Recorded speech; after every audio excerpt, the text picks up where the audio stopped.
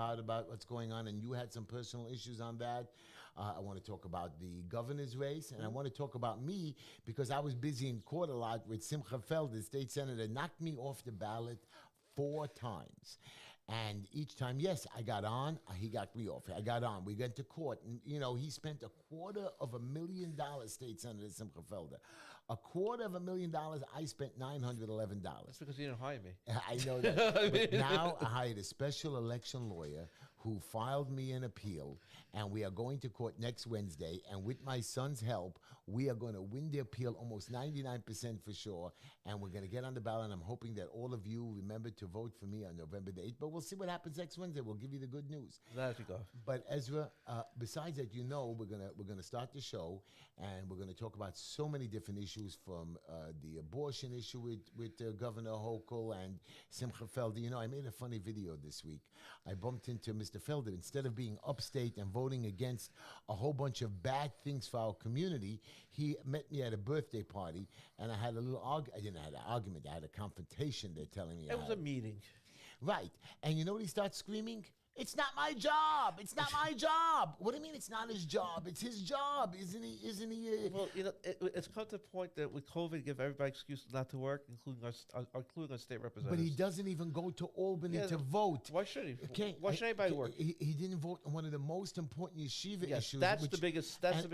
And it doesn't only affect yeshivas; it affects Catholic schools, any private schools.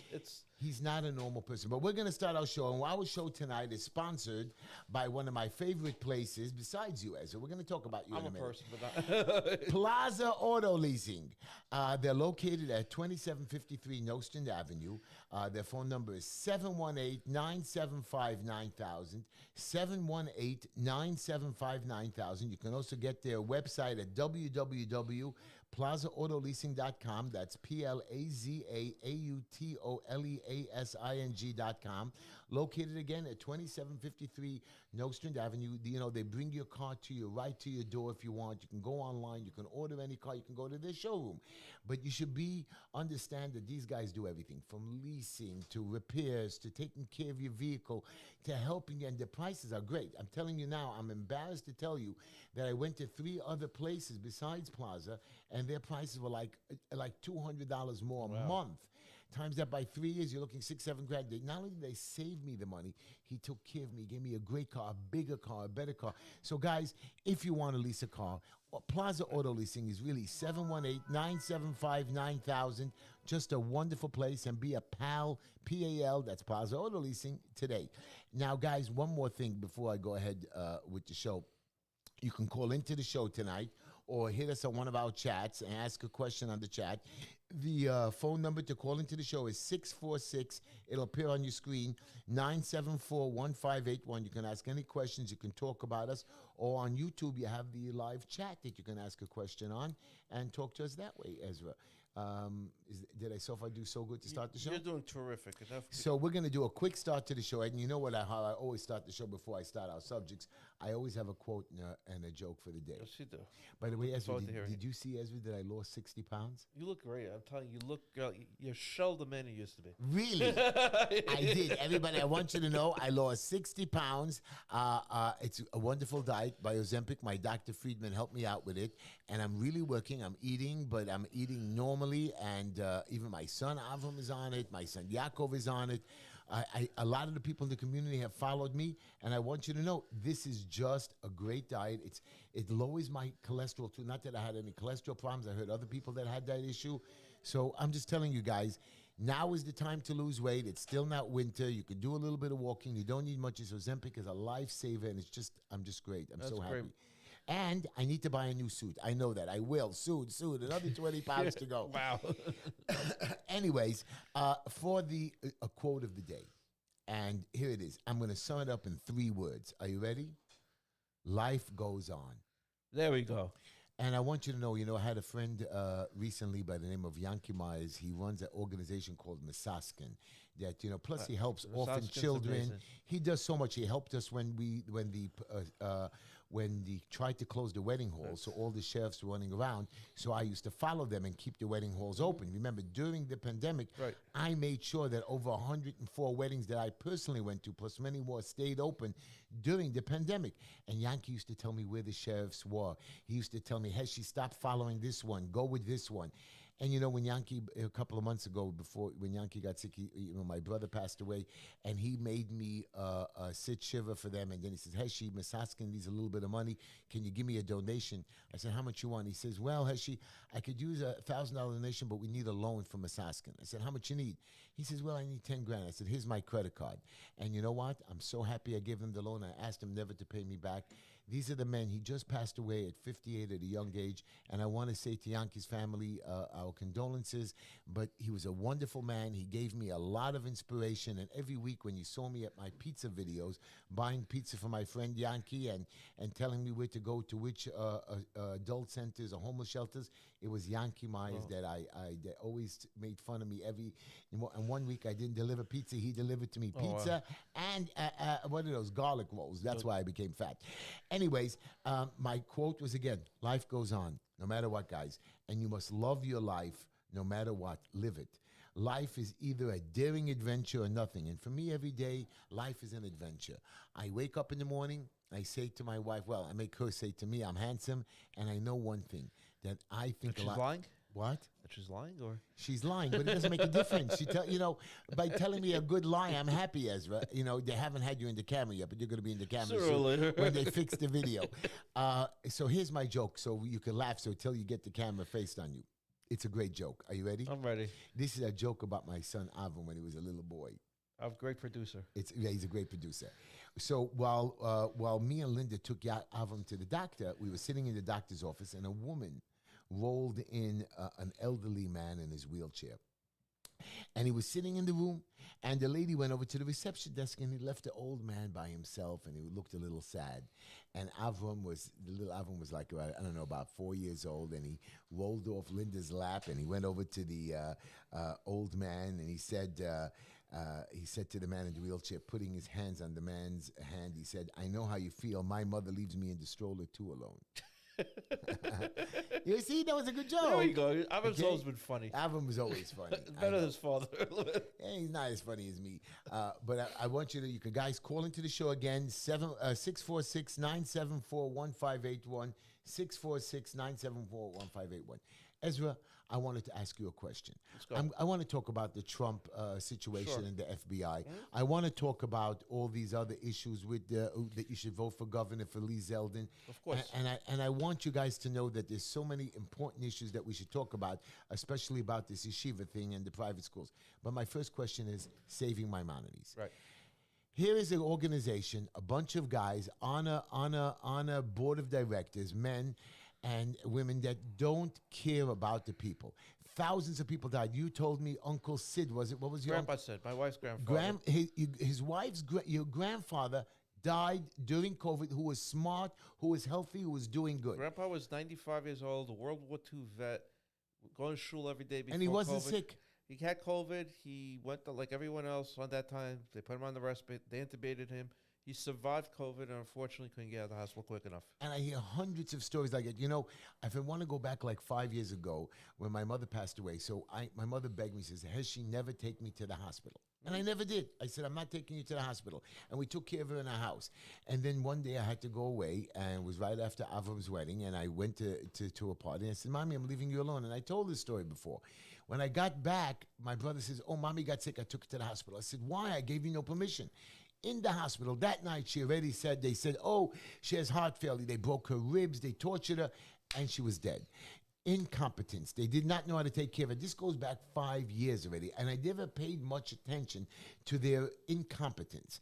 Now, with the old governor's law, and we have that Governor Pig, whatever his name is, Kokomo, out of the business, he didn't let us sue these old age homes or hospitals. Right.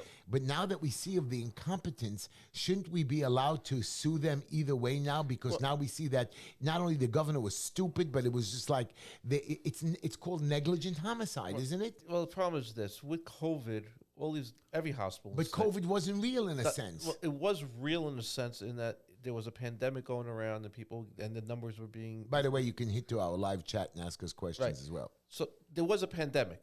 I mean, whether or not you want to believe it, whether or not it was inflated or not. Okay. So basically, at the time, nobody knew what the protocol was. There was no protocol. By the way, Avram can split the screen and put both of us at the same That'd be time great. because I'm not fat anymore, so I can squeeze into the screen with I'm you. not When as people skinny don't- as you anymore. You're delicious anyway. But anyway, Go ahead. so there was a protocol. There were no protocols that were being that were in existence at the time. Usually, when it comes to malpractice, medical malpractice, it's not negligent homicide because it's really malpractice you're going for. There is a standard of care that's considered normal standard of care.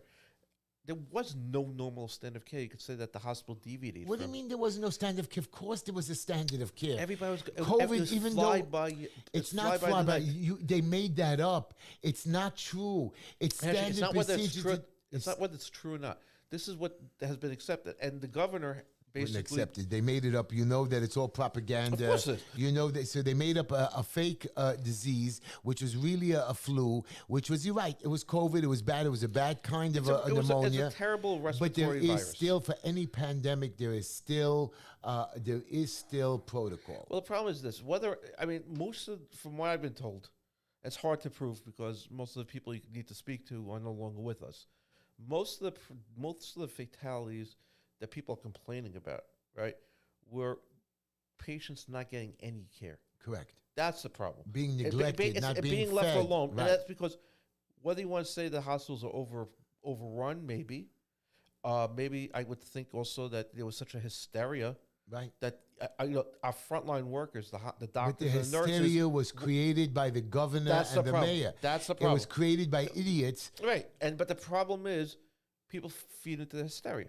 Right. So now if I'm it's the same thing when the AIDS epidemic first started. Doctors were afraid to treat AIDS patients. They didn't know.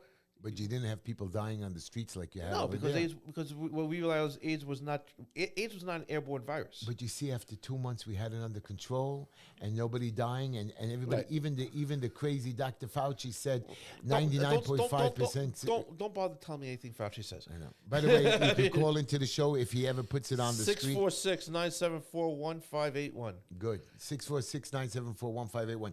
But I still have the problem with you is that you people believe that COVID was a bad thing. I understand at the time, but the truth of the matter is it wasn't. And professional doctors should have known that. No, COVID was a great thing for the government. Right. COVID was a great thing for the It's government. still a great thing for the government. It's a great thing for the communists. It's a great thing for the socialists. It's a great thing for anyone who wants to create a social revolution. COVID was great. And, I'll tell you something. It's, my brother-in-law runs a Bes Yaakov. He can't find teachers. You know what? It's not because he's not offering money. He's offering whatever they want. My wife took a job. My wife is not a pre-1A teacher. My brother-in-law said she took the job 2 weeks too early, because if she waited, she would have got a couple $1,000s more a month.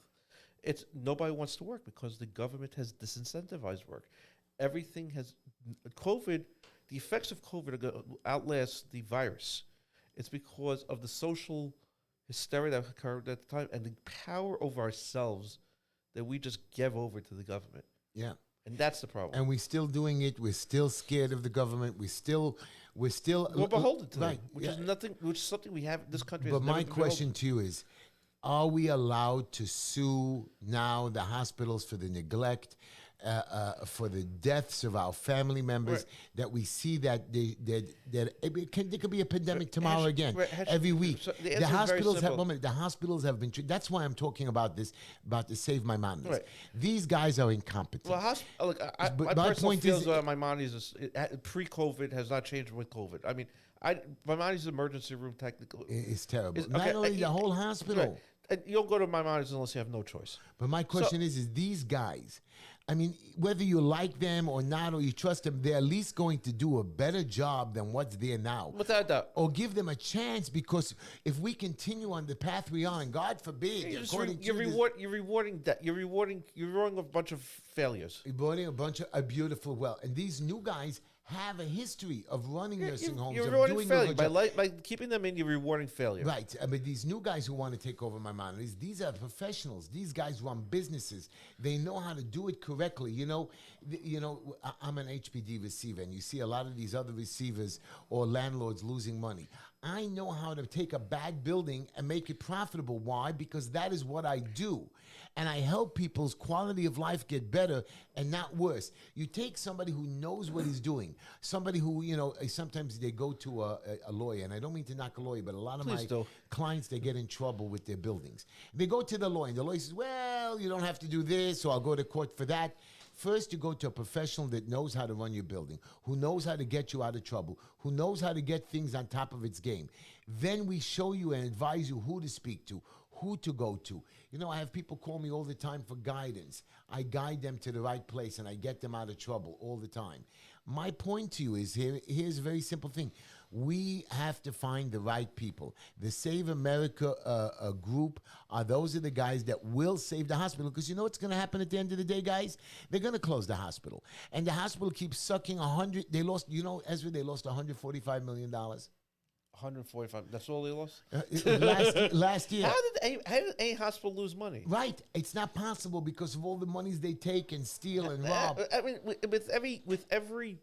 Maimonides was probably one of the most, let's say that we use infested cases when it came to COVID, right? With every COVID bed that they got money for. How on earth did they lose money in those last 2 years? And all the money they got on security and deposits, I don't know, Ezra. I'm disappointed. That's what I'm trying to say. It's with all the money that they made with COVID. How did they? I don't know. Anyways, call into the show, everybody, 646-974-1581, or hit our chats and talk about that. We're trying to reboot. The computer's rebooting right now. Oh, okay. Well, too bad. So, Ezra, let's go. We understand that Maimonides is in trouble, and you know what? Simcha Felder, your state senator that I want to run against, he's one who should have been on our side. The politicians, and these politicians, Ezra, these politicians are getting money. Simcha Felder picks the side that gives him money at the time. He's a politician. But it doesn't work like that. He's a politician. But when you have people's lives in danger, so 1 minute he's against Maimonides, then he's for Maimonides because, they paid him a lot of money over the years. So let me make this clear, okay? I don't know Simcha. I have nothing against Simcha. But he's a politician. You mean you're not voting for me against him? Do I live in your district? You do live in my district. So if I do, then I do. I don't know why. See, the point is he can't do that. You can't flip-flop. He's supposed to represent the people. Unfortunately, the problem with politicians, especially career politicians, and Simcha is one of them, is you're not beholden to anyone. You could see that. You're beholden to the wind. Well, you're beholden to. That's a problem. I mean, look. You know that he gave $250,000 to the BPJCC, the Borough Park Jewish Community Center. Do you know that they, instead of doing stuff for the community, they made a breakfast for about, 100, you should see that breakfast. It was like beautiful. I went. You enjoyed it? Oh, I loved it. If it was a free meal. You got free meal. But you're talking $100,000 for what? For a breakfast which could have gone to the community to feed. Right. I understand. You know what I mean? Then he spends money on dumb organizations that don't do anything for the community, or just have they have a political event. They had one political event where all the politicians showed up for another breakfast. Just politicians. Again, I went there. The meal was great. It was a great meal. Again, I don't understand you when you should be having it for the people. Have people instead he spends money to knock me off the ballot, and I think that's wrong as well. Okay, so I'm not again. Him spending the money to get off the ballot, I don't know exactly whose money he's spending. He's getting the donations from the hospital and his so friends. It's not technically government money, although I know he has staffers who are his staffers on the Senate staffers who are also on his campaign. Right, which is not legal. Again, I'm not going to fight with you about this, but if they're not getting paid for that time, stop it. So, woman, I have a question for you, Ezra. You are a lawyer and you're defending somebody who's on a murder trial. Done that, yeah. And all of a sudden you're on the murder trial, and then somebody says, Ezra, stop your case. Come over here. I need you to do something else, like change my tire. but I'm making $1,500 if I finish the murder case. No, but Ezra, if you come change my tire, I'll give you $2,000. Okay. So now you're walking away from a murder case, in the middle where you're supposed to be helping somebody. He's going to rot and lose the case. I know you're not. I'm just giving you an example. Yeah, you can't walk off. It doesn't work like that. Of course not. But again, You're serving the So community. That's your job. The problem is this. You know why I show up to my You're job every day? Because they benevolent. need me. You're benevolent. Your motivation to become a senator at this point is to help. Okay, Not and to not be to a help senator, yourself. to be a representative Exactly. Well, of the state community. senator right now. You're running for state senator, right? Right now. So so it's to help. It's to help the community. That I would like to say that maybe at one time Simcha or any other politician actually had that motivation, but the problem is once you get into Albany, once you get into Washington, once you get into He's not going into to Albany. city He doesn't council, even go to Albany. He you get sits so here. jaded. Well, you went there before, so I mean, you get so jaded, and you become part of the problem. I don't know. I never become part of the problem. I've always been fine. You know, Right. if people ask me, said one guy was making fun of me the other day at an event, a speaking event. He says, Heshy, I don't understand you. You keep running, you keep losing, you don't know what you're doing. I said, let me explain to you. He says, aren't you embarrassed? I said, let me explain. Can I tell you a story? And I'm going to tell you a story. There was once a guy walking on the street, and he fell into a deep hole where the walls were too big for him to get out. He couldn't get out of the hole. And he was standing in the hole. He was lost. He saw the caverns down below, and he didn't know what to do. All of a sudden, he hears somebody walking by, and he sees that it's a doctor. Doctor, help me. I fell down the hole. Doctor writes him a prescription and throws it down the hole. You know what I mean? Then the rabbi comes by. Rabbi, help me. The rabbi says, I don't have anything to help you. I'll see what I can do. But he throws a prayer down the hole. Then all of a sudden, he sees his friend. And his friend jumps down the hole. He says, are you crazy? Why'd you jump down the hole? I want to get out of here. He says, I've been down this hole, and I can find you a way out. Right. Exactly. That's my point. I've been down the hole. I've been down these trials and tribulations. I know the way out. Simcha Felder does not have the out. Call his office. He won't pick up the phone. Call the other politicians. I'm not knocking them. But they should be in Albany. Instead, you know what they're in Albany? Simcha Felder did not fight the abortion law. And what happens was he let Governor Hochul give $35 million to give people outside of our state. Okay, you want to do abortions here? I don't agree. But outside of our state to give away $35 million when I have to pay more money for gas, more money for taxes, more money for insurance, unacceptable. So the thing is, I mean, unfortunately, I am not excusing not doing your job. Okay, I think a state elected official has one job only, and that's to show up and vote. No, that's their job. To represent the to people. Represent, but vote. to actually show up to work. Right. Right. That's their job. So I'm not excusing not showing up, but unfortunately, and I don't want to. It's not an 8-hour job. No, it's not. It's a 24-hour day. But he holds it as an 8-hour, 7-hour job. He doesn't come into his office till 10:15. I understand that, but what I'm trying to say to you is, unfortunately, we live in a state where Simcha's vote wouldn't have mattered. It does. And he knows it. No, it wouldn't. You won't look at Eichenstein. Eichenstein helped pass a bill which goes through both houses. Okay, you're right, but the difference is, let me be nice about this. Eichenstein cares. Okay. I'm serious. And you know what? He's also not as, let's say, seasoned as into the corruption of Albany as right. Or I'm not calling Simcha Felder. Please be very clear. I'm not calling Simcha Felder corrupt. I'm not doing that. I am calling. No, I'm not. I don't know enough to do. I'm not a man who switches sides and switches to defend the hospital when these guys have nothing to gain and says, "Listen, the Save America people want to just destroy the hospital. What do you mean destroy? They just want to help the people." You save my I don't know. 646-974-1581. Please call in if you want and ask any questions. But again, if you don't want to, me and Ezra have a lot to talk about. Ezra, me and Kalman Yeager have issues with each other. Yes. But I've been more friendly with him lately. And civil or friendly? Civil and friendly. Okay, I gave him a couple of hugs. We joked around. Good. I was at a wedding event for a politician, and I got there, and they surrounded me, and they started making fun of me and Ezra Friedlander. They were just making jokes about me, and the Iran thing, which I never said anything about him that time. And me and Ezra are pretty friendly now, even though he's with the Democrats in Washington. And they were surrounding me, and I gave a hug to Kalman Yeager, and I was proud of Kalman because when this subject that again Simcha Felder allowed, and I'm telling you this right now, this law to pass of people of the schools, the private yeshivas, having to now upgrade their secular education with sex what is it called? Sex education Sex and transgender can I teaching. just touch upon this because Unacceptable. this is something that's very personal. Right. Okay. This is something You, that's very for personal. you. For I'm me, done. I have school age children. Right. Okay. So when this first started, unfortunately, You didn't think you had a chance. No, I told you no. they did. No, when this I did. I first. And I went against this 2 years ago, 3 years ago. So what happened is when this first campaigns first started, unfortunately, there was some disenfranchised, or disingenuous former Hasidim people who Most of this guy, who most caused is us- a who nut caused problems, job. caused problems, which is very frequent. Unfortunately, that's Jewish history, right? You have people who Why spend- is the mayor jumping on this? So- I thought the mayor was one of our friends. Now again, Adams? Yeah, now he's. Adams is friend of Adams.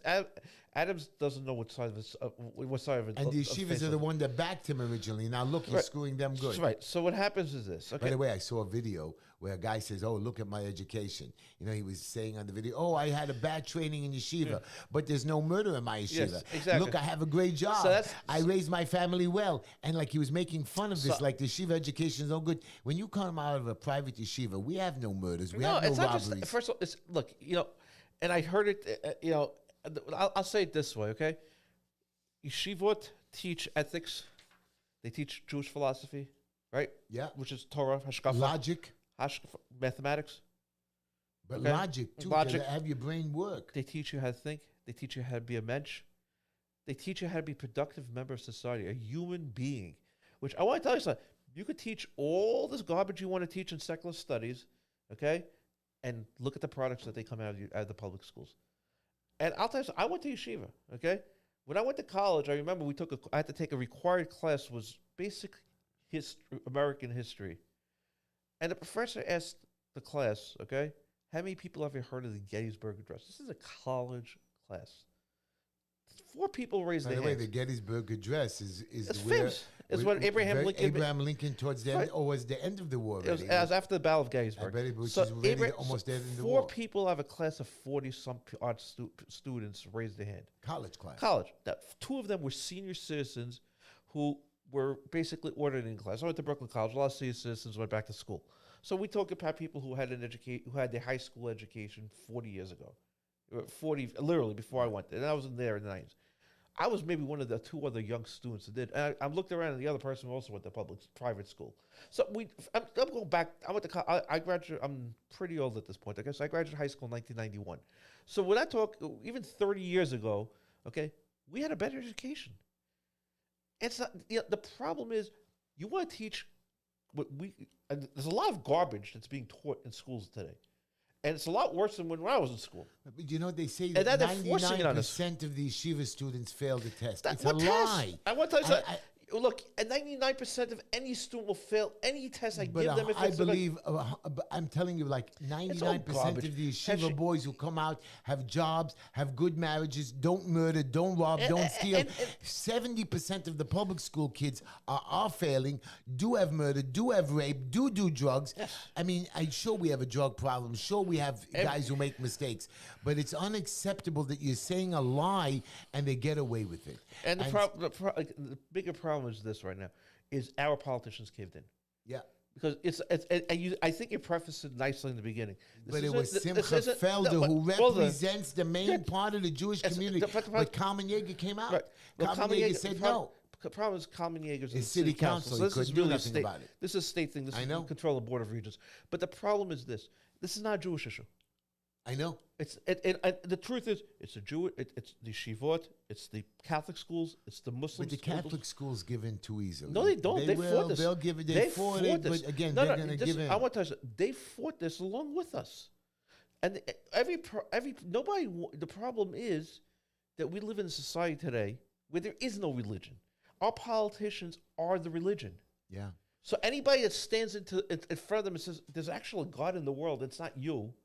Okay, But that's what they're But that's my fighting. point. Simcha Felder says, "Oh, it's not my job. I'm It's going to pray 100% for the you." job. What It's do you mean I'm gonna pray? 100% your job. I don't- No. right. Again, his job is to actually show up Right. and play. argue. I'll tell you something. I remember when the battle over homosexual marriages, whether to make it law or not. Right. And when it first popped up, okay, Dov Hikind got up there. I saw the video, and he actually said, "Look, this is my position. It's not a popular position. He was a career Democrat. Now he's maybe not anymore, but he was a career Democrat. But he got up there and said, I'm bound by, first of all, the people I represent, and also bound by my religious beliefs. And he actually quoted the Torah in English, okay, for his audience. But he basically said, this is the reason I can't vote against it. Well, I can't vote for it. And he put, it was not a popular view in Albany, but he put his name on the record. well, he should have fought to get more people with him. He That did, was the because at that problem. time it didn't pass. There was a couple of years later that they caved in all. But my point being is, when you get elected, your job is to show up and be put on the record. You want to but take not only the record, put together a fight, coalition, but the filibuster, do whatever it takes to stop the craziness, like I do every day. Actually, the problem is this, okay? What COVID did introduce, and we discussed this at the very beginning. COVID introduces this. It's it's the legislature becoming a non-entity. Yeah. Okay, Very good. That's Well very said. well. The state legislature ceded its authority and ceded its responsibilities at that time to Governor Cuomo. Now Hochul jumped on the bandwagon and took it himself. And it's the same thing with the city council and the mayor's office. Yeah. So that's the problem. We don't have legislators anymore. No. And I want you to know, you think the mayor's he keeps getting on television. He's a murders, big. I want to tell you something. I never thought there was going to be a worse mayor than David Dinkins in my life, and then we had De Blasio. And I never thought there was going to be a worse mayor than De Blasio, and now we have this. I saw a video that people pulled over to cause shootings. 4 murders, 5 murders. He's talking stupidity. He talks about even the water in NYCHA, contaminated. This guy is lost. He has no control. He's putting people into the building department as commissioners and deputy commissioners who have no experience. Yes, they're his buddy or they were captains in the police force with him. You don't put inexperienced people there. Then he also cut the New York. He just cut that NYPD budget by another 3%. Yeah. And he's that's on top of that's on top of that $1 billion. But he has a $10 billion budget. What's it called again? That we're in deficit. Yeah. He says every agency has to cut their budget by 3%. Yeah, but you can't do. I have a better way. There's so many wasted jobs out there. So many wasted stupidities that I can cut the budget just a second I get to the city council. $2.2 billion. Just by work.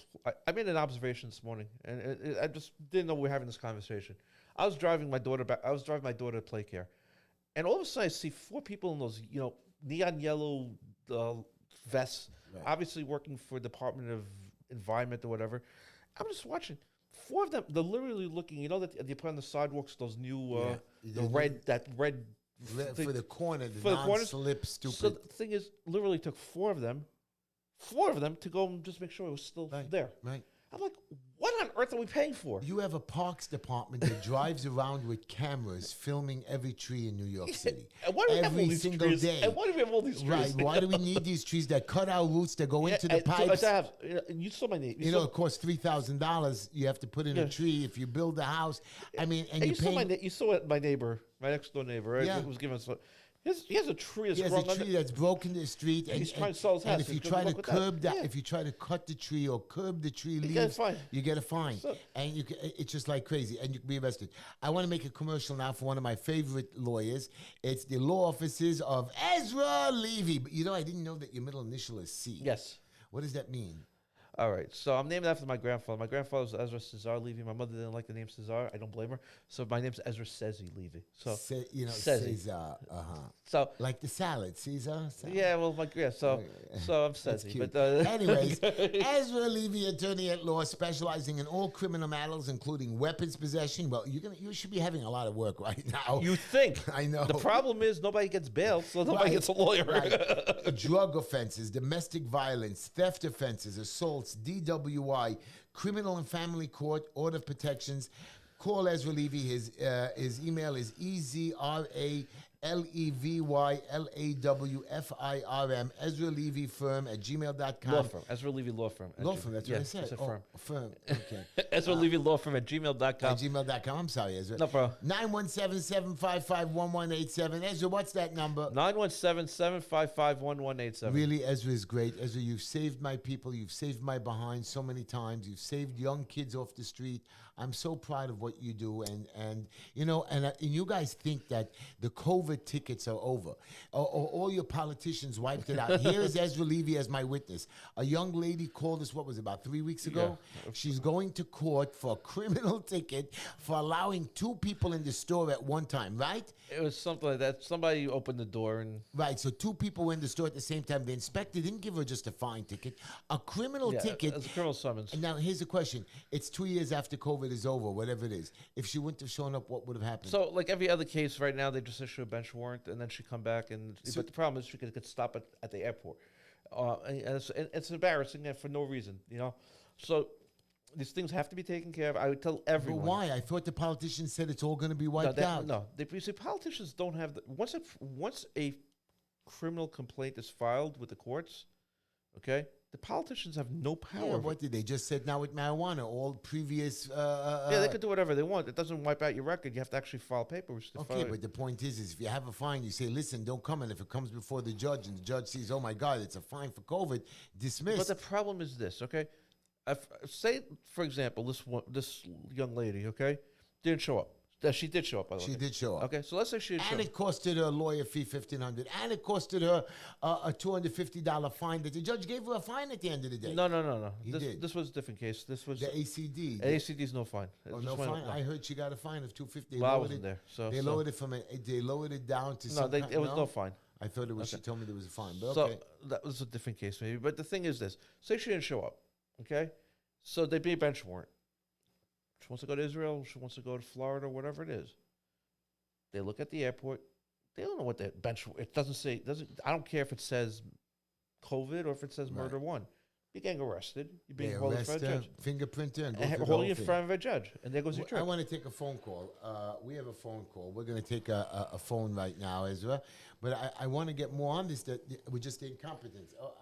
The phone is still not ringing over here. I don't know. They said somebody called. I think we missed it. I don't know. How do we pick up the phone? Is anything We're flashing? supposed to transfer it. Oh, here he goes. Here he goes. Hello, you say it, Ezra. Hello, welcome to Just Enough Heshy and Ezra. Ezra, hi. Is this Heshy or not? It is Heshy. It's Heshy and Ezra. How are you? Oh, Heshy didn't sound the same like you did when I. How are you, Heshy? Good. Hello? Yes. What do you got to tell us? Talk to us. Hi, Hesh. Yes. Say Ezra. Maybe she doesn't hear me. Hi. Do you hear Heshy or no? Yes, I hear you. I don't have it on. It's Ezra. So yeah, unfortunately, Heshy's trying to say yes. I say yes. What's doing? Well, whom are we speaking to? What's your name? Hi, Heshy. Listen, I just want to let you know it's very important that you get out to the Jewish community or anybody listening that we need to elect Lee Zeldin. He's a very competent man, and he will get New York back. This election is more important than any election ever for New York. Oh, I agree with you. I've been right now. I've been running and endorsing Lee Zeldin, but you know what? My community ended up having surrounded your big politicians, surrounded what's his name again? Her name Hochul with a short miniskirt, and they all tried to endorse her. But I'm telling you, Lee Zeldin is our guy. You are right. Guys, go out there. We've got to make. Listen, I don't understand if you're a Jew how you vote for Hochul. No. How could you do that? Look, how could it? I've always said this. The problem is it's ingrained in Jews for some unknown reason. They have to be a registered Democrat. Okay, you want to be a registered Democrat. You know, my position on this is we should be Republicans. Hochul promised money. Hochul promises money. Being a registered person. Right. Being a person. This is common sense. That's exactly. Democrat, liberal, left. We are talking about our state. If we keep going this way, it's never. I mean, I'm concerned for my children, my grandchildren, everybody. This is important. As a Jew, you must support Lee Zeldin, not only because he's Jewish, and that is important, you know that, but because he will protect us. Right. And it's gotten very dangerous, and no one wants to speak about it because we're afraid of hurting people. Come on, enough. Enough. Right. I don't think anybody's afraid on this show. But the thing is, I agree, and I think what we need to do is it's not just supporting Lee Zeldin. I think the most important way of supporting Lee Zeldin is actually showing up on November 8th, voting, and make sure you vote for Lee Zeldin. That's right. Can I ask you a question? Do you live in the Brooklyn area, by the way? I wish I did, Hesh, because I love you. My kids and I, we love you. My husband, we love you. We follow you on Instagram am. I won't say my name, but I know you know who I am, and I know you know who my husband is too, because you wished him a happy birthday not too long ago on Facebook. And he was very happy. We were all very happy. So I'm fortunate enough to have a house in Long Island and a place in New York City. I mostly reside in Long Island, but I am very sad. I went to school in New York City. I've loved New York City, and I'm still hopeful. And I'm very upset about Adams. He's all about, believe what I say, not what you see. And it's horrible. And we need to get this DA out of here. You are what? Everybody. I love you. I have been chased in the subway. It's horrible. It's a very scary thing. You believe it? Here's a lady that lives in New York all her life, and she's scared to go on my stupid subway. I will tell you something. And I want to thank you so much for calling into the show. I will keep screaming Lee Zeldin's name, and I also hope that you. I know you don't live by us, but I hope you support this Save Maimonides campaign and scream and holler and say that it's terrible over the thousands of people that have died, and these are good people. And I thank you for your call. You're so nice, and thank you for listening to our show. By the way, every morning when I wake up for about a half hour, I have about 10,000 Facebook followers as well. And I always make sure to check their birthdays. Every day I have it coming up. And I wish everybody a happy birthday every day. It takes me about an hour to click their name and watch happy birthday. And I send them a little photo. You like the little photo I send you from the Just Enough? Yes, we did. We all got a kick out of it. I do it personally myself. You're a mensch. I love you. Thank you, my dear friend. And tell your husband he's wonderful. Okay. You see the little things. People appreciate the little thing, like a happy birthday. How are you? How you doing? Go visit them. I go visit an old man that has a stroke. He was so happy I came. I had a rabbi that I drive twice a week to the doctor. That's my job. The Bikur Cholam organization that lets me volunteer for them. They give me the privilege of working for them. It tells me to pick this guy up, drive it in. This man, I visit him, and I wasn't so happy. He was in a car accident, a rabbi, and I got nervous because I see that it's hard for him to walk. So on the way home, me and Linda stop off and visit him. And I want to make sure. And he says, "Oh, no, I don't need you anymore, Heshy. I'm going myself." I said, "No, I come back." And he's so appreciative. Right. I just gave him, he says, "Heshy, I want you to know I'm going away for the weekend, and I'm so happy when you come. I don't want you to come and knock on the door and not think I'm there because you might think something happened to me." He's worried that I'm worried for him. I love it. I love it. These are the little things that you're supposed to do, guys. And, you think I have an ego to be elected or anything like that. I don't. I know I could make the changes. I'm not pitching anybody, and I'm going to win this appeal. I know it, and I keep trying. I'm very good at what I do. You're right. I'm not a politician. I've never played this game really before, only the last few years, and I don't want to spend money on it. I want to spend money on the right thing, on the good thing, going to a wedding, helping somebody who has a lost family member, have somebody whose wife has cancer, and to see if I can help them, deliver a box of food on Shabbos. These are the things that make me happy. These are the things that make other people, and I know I could do it on a bigger scale. Anyways, my brother, I want to talk about one more thing before we finish the show, and it's about, and it's a very serious issue as well. It's about abortions. I know you're going to scream at me.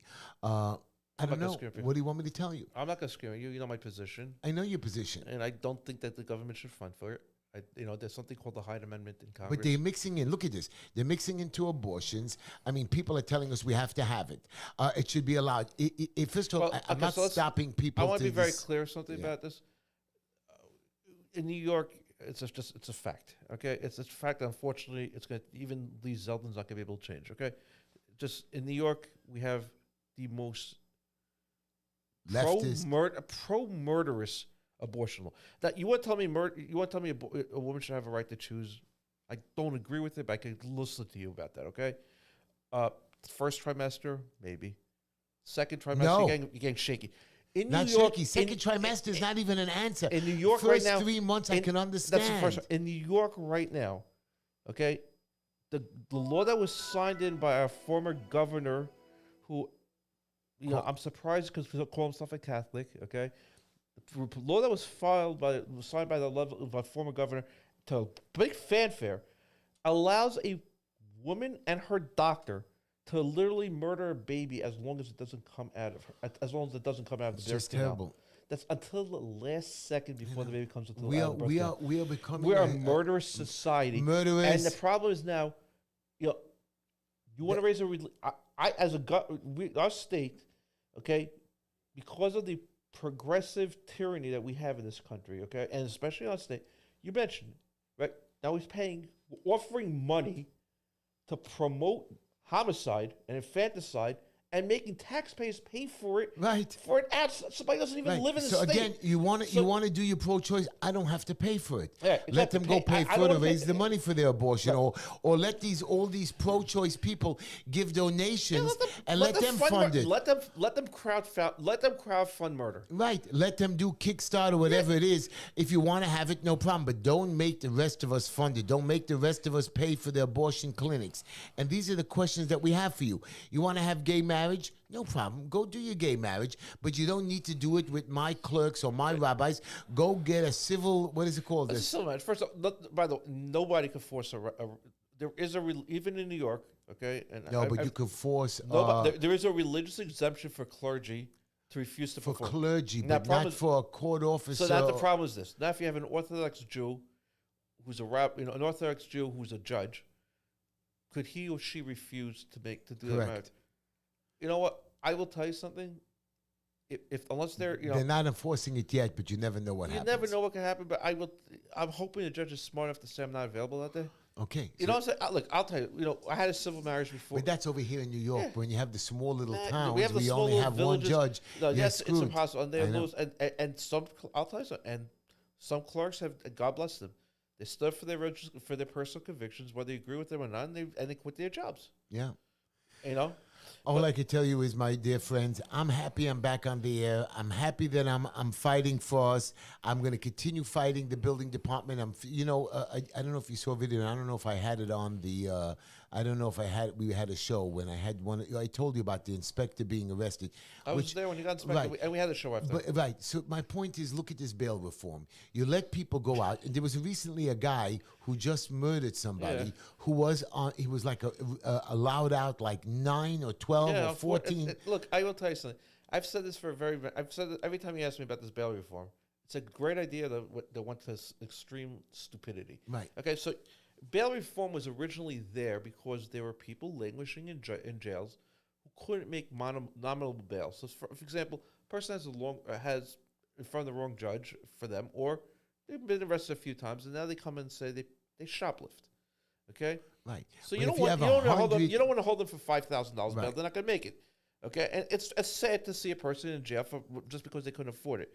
But all of a sudden, what the state legislature did was, we're going to make a bunch of category of cases where no bail could be set. So now what happens is, say it's like a robbery, right? As long as no weapons displayed, there's going to be no consequence to it, right? So now technically this guy's still facing prison sentences. Your clients are facing prison sentences. They could be a third-time felon where they're facing a life sentence. Right. You think they're going to show up to court? No. And what do you think is going to happen? Because these people are fine, upstanding members of society who've done this over and over and over again.